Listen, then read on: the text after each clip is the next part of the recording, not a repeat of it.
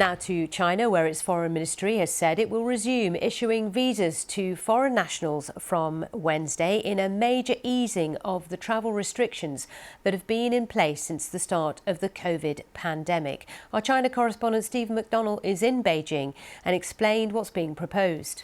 Essentially, this is the last big plank in China reopening after the coronavirus emergency. It's announced that tourists will be allowed back into the country.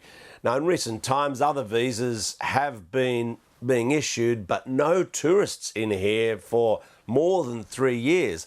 And to give you an idea of what a big deal this is, in the year before the pandemic started, 65 million international travellers came to Beijing. It's a lot of people. And in the interim, those sectors of the tourism industry geared up for foreign tourists. Businesses have closed, people have lost their jobs, and they will welcome the return of foreign tourists to this country. And you can really tell the difference in a city like Beijing, where I am now. You used to see foreign tourists around the streets all the time, especially around Forbidden City and places like that. And it has been strange not having any tourists here.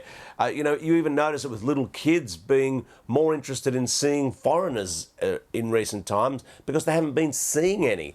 So it will be a big shift for China to return to having big numbers of foreigners coming into the country again after a 3.5-year hiatus. And for those who had visas prior to the COVID lockdowns, as it were, they have said that some of those could be reinstated, haven't they? Yeah, exactly. So if you have an existing visa that it still hasn't gone out of date, you can use it. And of course, they will be reissuing all types of classes of visas again with more ease. But the big one is tourists. And I mean, it includes, for example, cruise ships coming into Shanghai. They can have visa-free travel, just like they used to.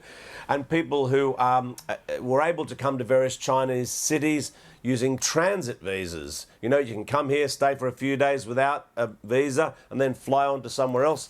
That will be happening again.